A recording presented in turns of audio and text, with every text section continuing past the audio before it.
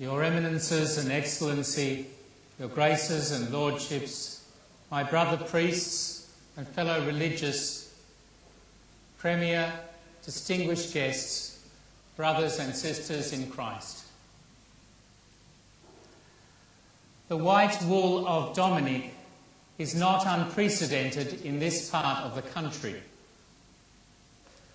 When Australia's first Dominican, Christopher Vincent Dowling, arrived in Sydney in 1831 as official Catholic chaplain to the colony, he was promptly locked out of the Hyde Park Presbytery by the previous incumbent, John Joseph Terry. The popular but impetuous Father Terry was no team player. One day when Father Dowling was preaching a sermon on fraternal charity, Terry dragged him from the sanctuary by the neck, only to come to his senses, fall to his knees begging pardon. On another occasion, the two of them, fully vested, engaged in a public tug-of-war for the collection box. And on a third, it is alleged that Terry sent 3 heavies to beat Dowling up in front of St Mary's and steal his hat and watch. Thereafter, with the connivance of the governor, the meek Dominican escaped to the relative safety of Western Sydney, where he served as chaplain to Windsor and the Hawkesbury, an area encompassing most of what we now call the Diocese of Parramatta. He established a Catholic school at Windsor and, with the help of his friend John MacArthur, a Catholic chapel at Camden. Australia's first Catholic bishop, John Bede Paulding, arrived in 1835 with a Dominican companion, Father James Corcoran. This put an end to Terry's terrorism, and Paulding rewarded Dowling's patience by giving him the care of everything north of the Hawkesbury, including what we now call Maitland Newcastle, as well as all of Queensland.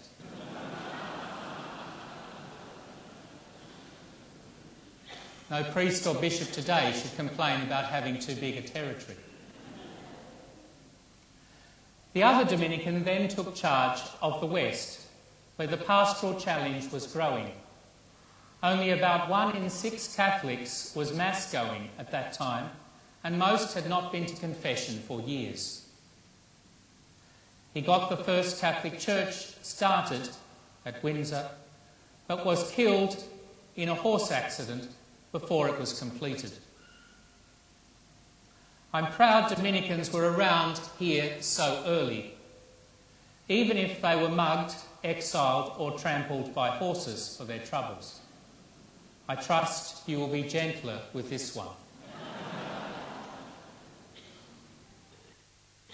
Many other priests and consecrated women and men have played their part in the history of Western Sydney over the past 2 centuries, and so it is with great optimism and affection that I greet the priests and deacons, religious and seminarians of the diocese tonight.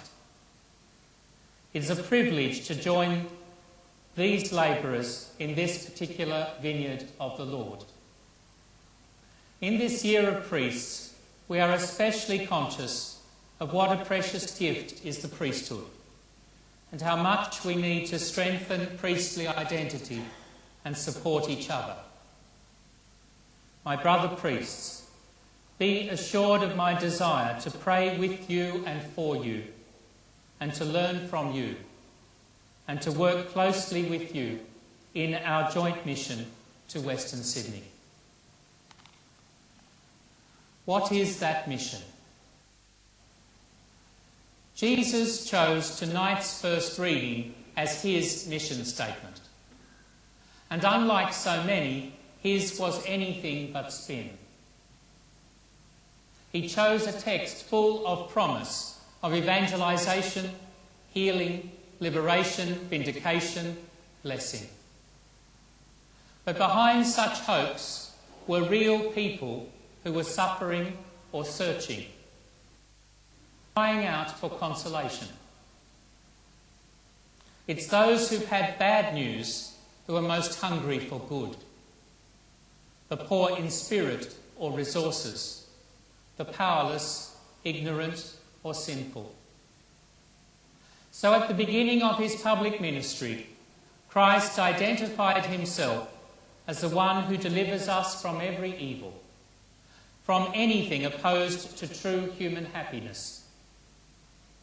To the victims of unemployment, family breakdown, prejudice or other injustice in Western Sydney, the Church recommits herself tonight to bring good news, to bind up broken hearts, to proclaim freedom from the many kinds of captivity and God's favour for the little ones.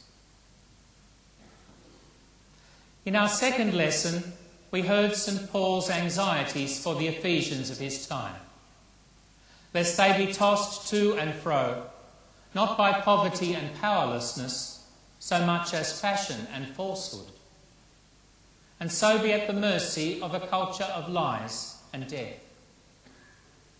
Christ's gift in this situation, he explains, is to send apostles and pastors, preachers and teachers.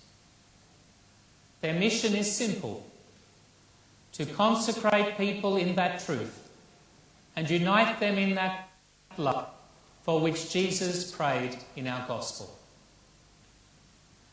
This is why evangelisation, preaching, religious education and formation are core in every age.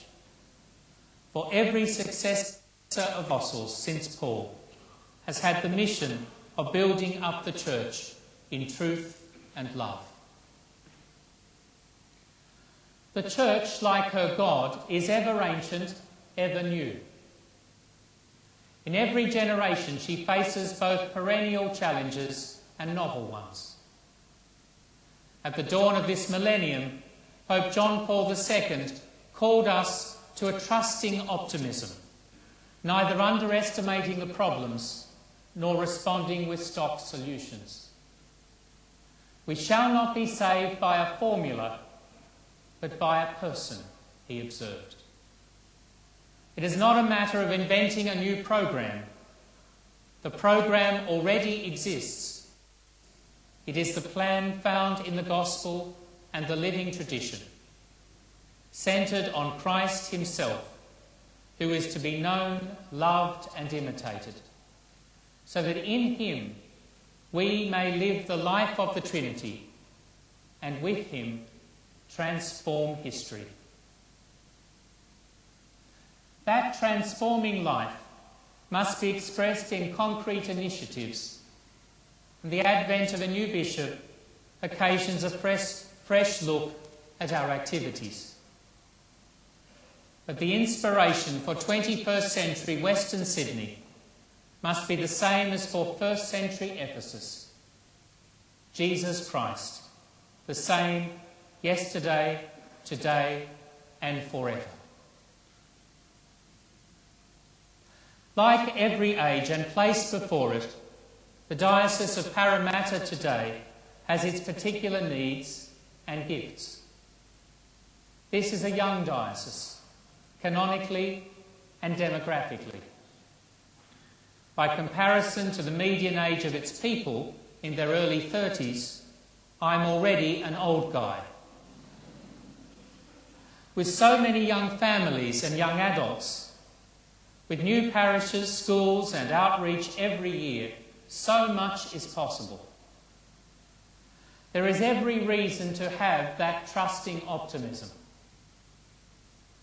Add to its youthfulness the ethnic diversity of this diocese, and it's like World Youth Day every day here in Parramatta, if perhaps a little less intense.